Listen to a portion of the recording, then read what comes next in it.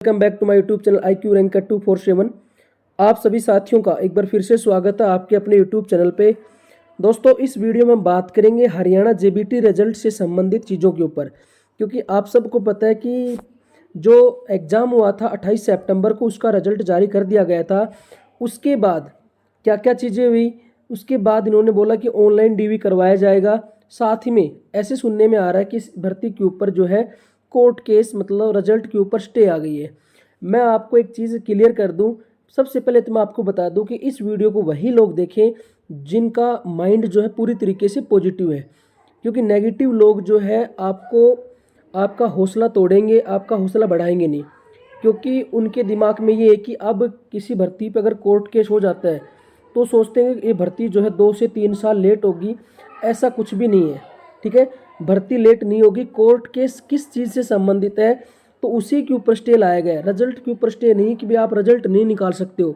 उन्होंने जो भर्ती के ऊपर कोर्ट केस है वो EWS जो भी रिजर्वेशन है उससे संबंधित कोर्ट केस हुए हैं, और जो एक दो केस हुए हैं वो निराधार है, उनका कोई वैल्यू नहीं है।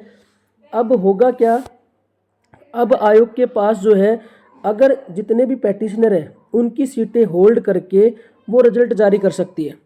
अपने को चाहे इस भर्ती के ऊपर 10 कोर्ट केस हो जाओ, चाहे 15 हो जाओ, चाहे 5 हो जाओ, अपने को कोर्ट केस से कोई भी दिक्कत नहीं है, ये ध्यान रखना।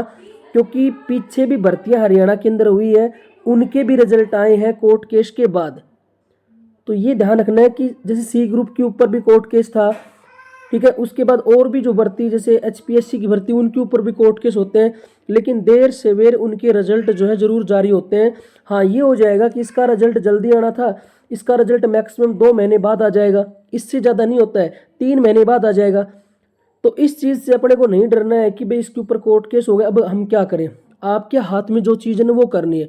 ये कोर्ट केस इजीली सोल्व हो जाएंगे, ये कोर्ट का मामला है, ये निपट जाएगा। इससे आपकी भर्ती के ऊपर या आपकी जो पोस्ट है, आपके सिलेक्शन के ऊपर कोई बात नहीं आएगी।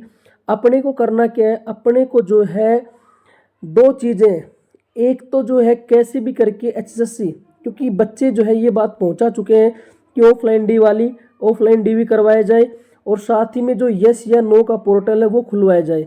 इसके ऊपर मैं दूसरी वीडियो बना रहा हूँ इसी चीज़ के ऊपर। अगर HSC इसके ऊपर नहीं मानती है तो अपने को क्या करना है, अपने जो एजुकेशन मिनिस्टर है, शिक्षा मंत्री, साथ ही में जो CM साहब हैं, CM के पास कुछ बच्चे इकट्ठे होकर उनसे मिलेंगे, उनको ज्ञापन देंगे। तो वहाँ से अगर प्रेशर पड़ता है तो ये चीज़ें वहाँ से सोल्व आउट हो सकती है। अपने को उस कोर्ट केस के झमेले में नहीं पड़ना है। अपने को पढ़ना किस में है, अपने को अपना काम जो है यस या नो वाला पोर्टल।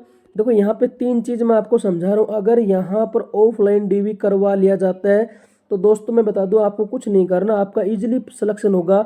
1 से 1.5 नंबर, जितना भी 0.95 होता है उसका 2 गुना कर लो, ठीक है।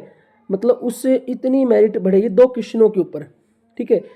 अगर यहाँ पर तो फिर तो अपने को किसी से मिलना नहीं है, ना कोई यस या नो का पोर्टल जारी करवाना। अगर ऑनलाइन DV करते हैं तो ये इस चीज़ को ज़रूर रखना है कि यहाँ पर जो बच्चे DV करवाएंगे, जिन बच्चों का DV करवाया जाए, वहाँ पर यस या नो का पोर्टल जारी किया जाए कि यस मतलब मेरा DV होना चाहिए।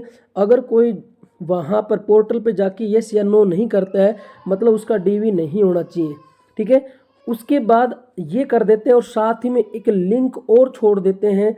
मैंने कल की वीडियो में बातें की थी कि लिंक और छोड़ देते हैं कि वही डॉक्यूमेंट्स जो हैं, वही डॉक्यूमेंट्स दोबारा से अपलोड करो। जो डॉक्यूमेंट्स आपके जब फॉर्म निकले थे अगस्त के अंदर, ठीक है, वही डॉक्यूमेंट्स आपको दोबारा से अपलोड करना है।